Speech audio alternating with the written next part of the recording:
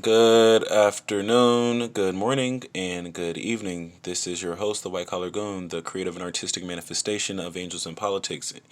Angels in Politics is a community, it is a world, it is your world, and you are the center of it.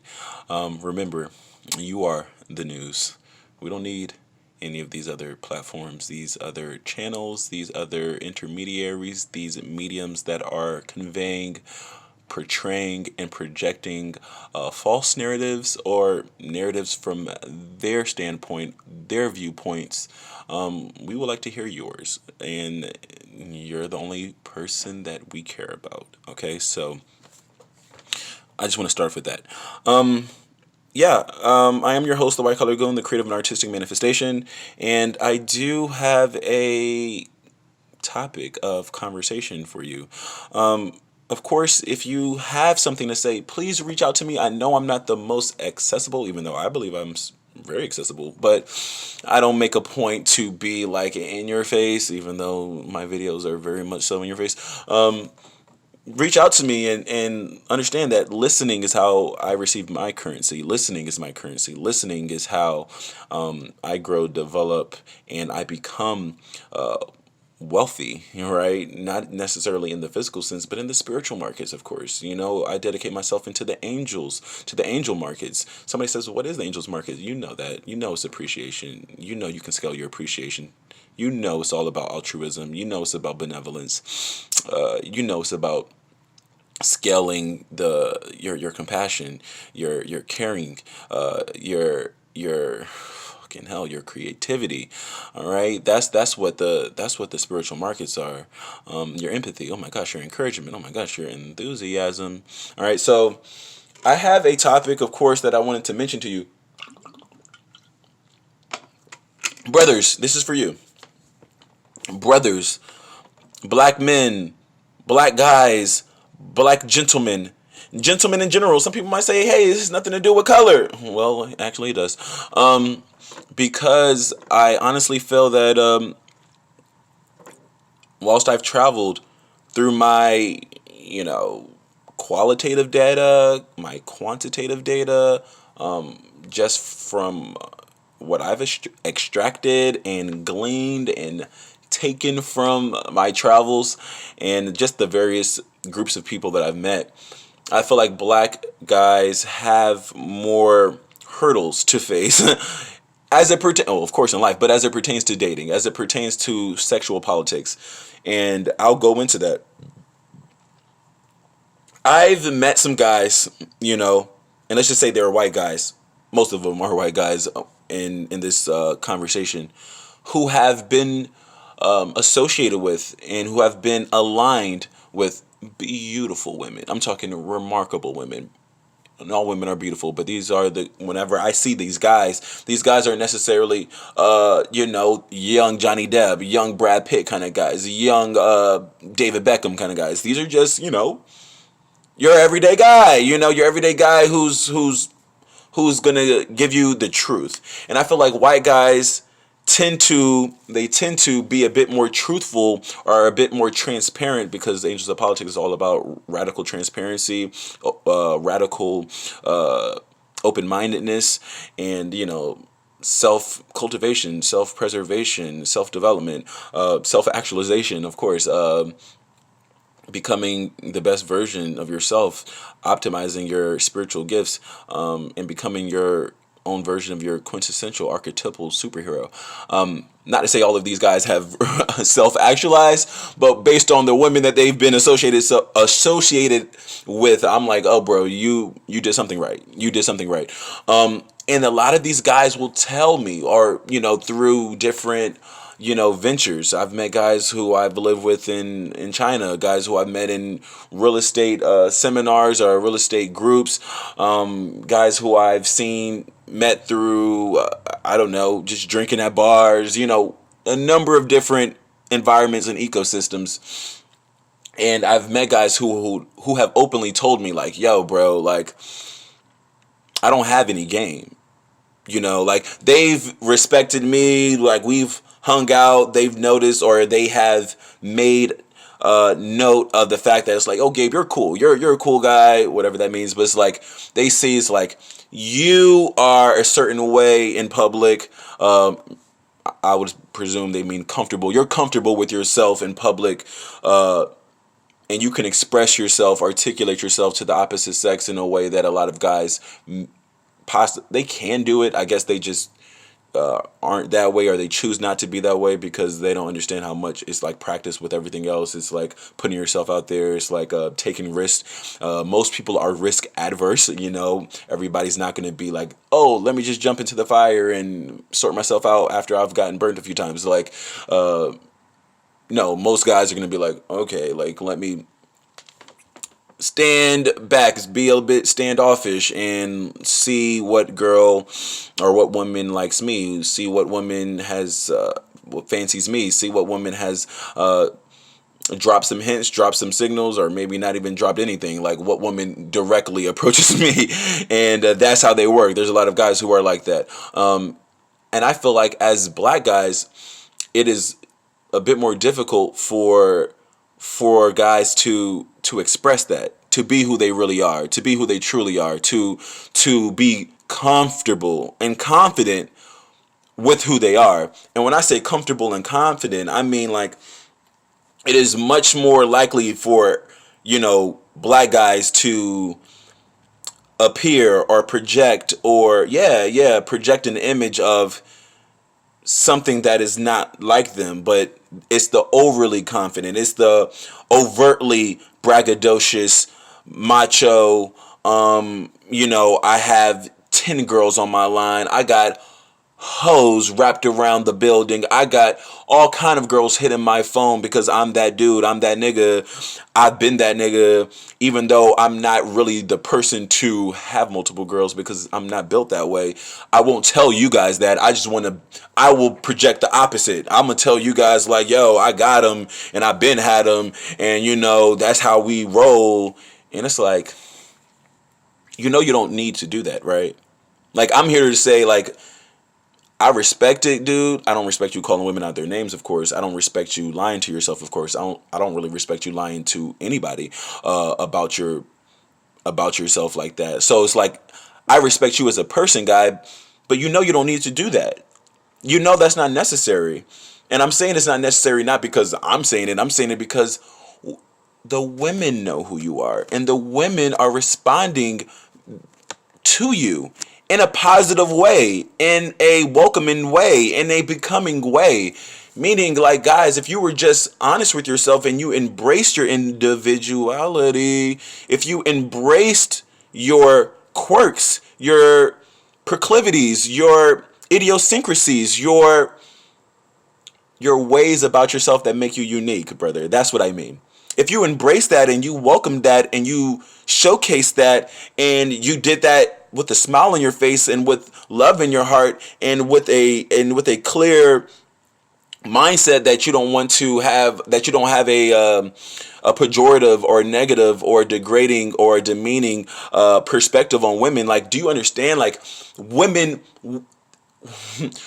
prefer guys like that. Do you understand? Like, women prefer guys who are like you. You know what I'm saying? Like, the guys who are saying these things about like, yo, I got all of these hoes and I got all these girls hitting my line and I don't give a shit about these hoes. Like, they know that you're lying. They know like that if they were to like hook up with you, like they know like you're the kind of guy who's like not almost falling for them. Like, truthfully, you will be falling for them. They know for a fact that you're not the kind of guy that's like a one night stand kind of guy. You're gonna be the guy who's having who engages with them, and you're gonna be saying, baby, like, I love you, and you're gonna be the first one to say I love you, and you're not gonna be saying it just because you're telling her something that she wants to hear. She's gonna know that truthfully, like, that was just your exterior, that was just your shell, that was you being a sheep in wolf's clothing instead of a wolf in sheep's clothing. You've been projecting this wolf-like demeanor, but deep down she knows, like, and it's not a bad thing. She knows that, like, you're emotional. She knows that. She knows you're emotional, and she knows that you like her. She knows that that if she opens herself to you and presents her femininity towards you, or gives you a fraction of her divine femininity, she knows for a fact you're gonna drop what you're doing, and you're gonna do what you can to keep her around, and that is a good thing. That's a good thing. See, it's the guys who I've talked to who are white, who are open enough, who are honest enough, and I guess it's not because maybe it's a number of reasons. There are a myriad of reasons. Maybe it's because they don't feel like listening to rap music is like a real thing to them. You know what I'm saying? It's like a white person can watch can watch the Avengers and see like Thor and see Captain America and see Spider-Man and understand like, yo, that's just an actor in a film and that's not real life, right? They don't see, Robert Downey Jr. down the street and say, brother man, why aren't you in a fucking metallic suit flying over, Los Angeles? Like, they know, like, bro, that's just a movie. White guys can listen to rap music and hear about boom, boom, boom, bang, bang, bang, shoot 'em up, shoot 'em up. I'm in the club spending all my money. I'm in the club, strip club, throwing out my money. I'm out here in the streets, doing all of this. And they understand that's fucking entertainment. You know what I'm saying? They understand, like, they listen to that, but they don't want to do it. They're not indoctrinated by it. They don't apply that to their programming and apply it in a form of like that's how they interface. You know what I'm saying? Like, that's not for them. They understand like this is the same way I look at the movie screen and see the bang bam shoot 'em up flying out the helicopter Terminator type of shit. That's entertainment. The same way they look at rap music or listen to rap music, that's entertainment. We as black guys are the only group who actually feel like we need to be the fucking drug kingpin Scarface kind of guy. We're the only, because we listen to it and we actually believe that they should be that way. We're the only people who feel like because they heard the rappers say they got all the hoes on deck that they actually believe these motherfuckers, not knowing that these guys are 5'2", 5'1", 5' nothing, and probably 100 pounds soaking wet with tattoos on their neck. And it's like, no, like these guys are lying. These guys are just being entertainers. Why don't you believe that? Like, why? Like, and there's nothing wrong with the rappers. The rappers are dope. The rappers are cool. The rappers are fine. I have more of an issue with like you guys for believing it. You know what I'm saying? You actually have believed it. You have believed the lies. You have indoctrinated yourself. You have been programmed to believe these things, and now you don't even want to be yourself. Like, truthfully, you know you weren't that guy. Truthfully, you know that if that young woman who's beautiful, who you perceive to be out of your league, gave you any time of day, you're not walking around saying, man, where the other hoes at, man? Where your sisters at, man? Where your homegirls at, man? Bring them all through. Like, no, dude, you're not that way. You're not that way. Like, homegirl comes through and gives you rhythm, you're going to be in love. You're going to be in love. And I have more respect for guys who I've met in the past who have told me, like, dude, I don't have any game. You know what I'm saying? Like, I don't have any game. I didn't pull up and say some, whisper sweet nothings in her ear. I didn't pull up on homegirl and rub my hands or lick my lips and say some, devastating killer lines that have her like, oh my gosh, that's smooth. Like, no, man. Most of these guys, when I watch these romance films, when I watch these, not even rom-coms, like rom-comedies are like supposed to be funny. When I just watch romantic films, that's what I look at. When I look at them, and the majority of them are by white people or independent films with white people, like, the guy isn't some smooth, Bruce Wayne kind of billionaire, suaved out, I got muscles and I'm smooth like some whatever. Like, no, man, a lot of those guys are quirky. A lot of those guys are silly. A lot of those guys are, they express themselves and they're not trying to, have this mean face and be some kind of like, it's the bravado. It's not a false sense of bravado. And I guess because as a white guy, you don't need to be cool to be attractive to the opposite sex. They don't have to have that, like, I kill motherfuckers even though I'm not a fighter. I shoot motherfuckers even though I would never pick up a gun. And you, like, guys, you don't need to be that way. Like, girls don't care. The girls don't care, man. Like, I used to think that like girls were out here, women were out here like enjoying themselves and being liberated, sexually liberated, and doing their things. And I'm not saying there aren't, but like that's a small fraction. That's a small fraction.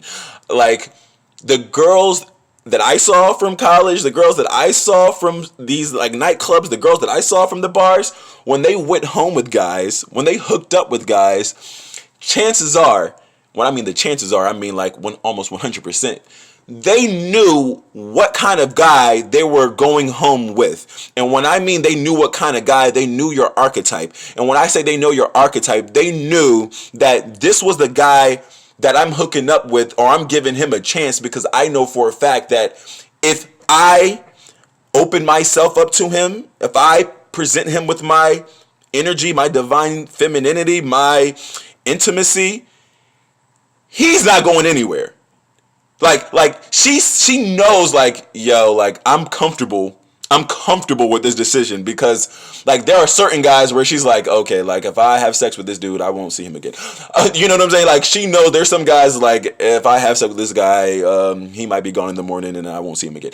If I have sex with this guy, he's probably gonna come back to my apartment and he could very well fuck me and fuck my roommates. Like, there are some girls who know what kind of guy they're dealing with, and I'm saying, from what I've noticed, I thought these girls were just out here hooking up and, expressing themselves. And it's like, well, no, like, they are hooking up, but they're hooking up with guys who are going to tell them that they love them at the end of the night or by the end of the morning. And they know that you're going to want a relationship with them. And I'm saying, like, that's a good thing, guys. That's a good thing for you. That's a good thing for you to be that way. Like, you don't have to pretend that you're this guy who's going to be having this laundry list of women, because it's like, to be honest, if you were that guy, most of those women wouldn't be having a one night stand with you. They wouldn't be hooking up with you like that, because they know what kind of guys are like that. You know what I'm saying? Like, when I looked up and I see on my timeline, I see a lot of people who are married, but they're married to guys who they've been with for a long time, and that's a beautiful thing. That means they've cultivated a long-term relationship. Do you understand what I'm saying? There's been a build-up. Maybe they did hook up one time at a party. Maybe their initial hookup was at this, party, but like, she knew whenever she was with you what the potential that you had, guys. She knew that you were going to be a guy that truly liked her. She knew the way you looked at her, that this isn't a guy who just wants my body. This isn't a guy who just wants my flesh. This isn't a guy who just wants my vagina. Like, no, he's into me. Like, no, he's really into me, and I'm not just hooking up with this guy. This guy is going to want to be around. He's going to want to really be with me. And that's a confirming thing for women. That's a reaffirming thing. That's an affirming thing. That's a good thing. That's a good thing, honestly, dude. So I talk about this because I've seen guys who, like I said, weren't the young David Beckhams. They weren't like, some big Johnny Bravo kind of guys. They were just normal looking white guys, and I've seen them with stunning women. I'm talking like stunning Brazilian. I mean, and that plays into you, getting out of your comfort zone. You were probably corny in DC. You were probably corny in middle small town Nebraska. You were probably nobody in northern Texas. But like, these guys went to Korea, and now they're like, beating off women with a stick. Like, they went to Thailand, and I had homies telling me, yo, in Ireland it wasn't like this, and now I'm in Thailand, it's like shooting fish in a barrel. I've met guys who are saying, yo, like, I had no game in where I came from. I had no game in Connecticut. I'm out here. I went and studied and got my master's degree in Brazil, and my woman from Sao Paulo is looking like a fucking shimmering jet engine. Like, she looks like somebody, like, when she walks into a room, you have to squint at this lady because you can't conceptualize how beautiful she is. And I'm like, they're telling me, bro, I didn't pull up on her with some smooth R&B jagged edge type of like lyrics, bro. I wasn't hitting her with the Trey Songz kind of, Wonder Woman type of shit. Like, no, bro. Like, these guys were like, I was at the right place at the right time, man. And they could see, these women could see, like, yo, the women know, like, yo, bro, I'm definitely Not out of your league. Yeah, the women can see like, bro, you're punching above your weight class, fucking with me. You know what I'm saying? Women can see like, bro, I'm doing you a favor by me talking to you. Women can see that you're a kind of guy that I can walk as a woman. I can walk by you. I can flip my hair. I can make eye contact with you. I can look like a supermodel, the archetypal, quintessential woman that you have of your dreams, and you're the kind of guy who will be sitting there with your hands in your fucking lap, looking around, and you won't say anything to her. That girl could be giving you every type of signal to say, come brother, be a man, be make the move. And they know you're not that kind of guy. They know you're not that person. I'm saying, guys, I figured out that you guys are really the winners.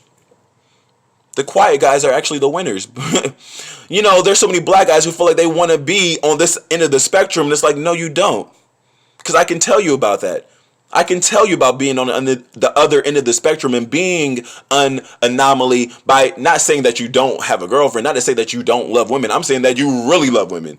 You really love women so much that you don't have that baby, please come back to me because I'm so in love with you effect, because it's like that just doesn't cross your mind. You're not the type of person that when you kiss a girl, you're saying, oh my gosh, I love you. You're not the kind of girl. Like I figured out that these women, the reason why these women are dating these guys is because behind closed doors, these guys are really telling them, I love you, I can't be without you. And they're not making up some shit. They're not saying it because they just want to get in. Like, no, like these guys are really putting the ring on your finger. These guys are really the ones that are writing you love letter. Not even that.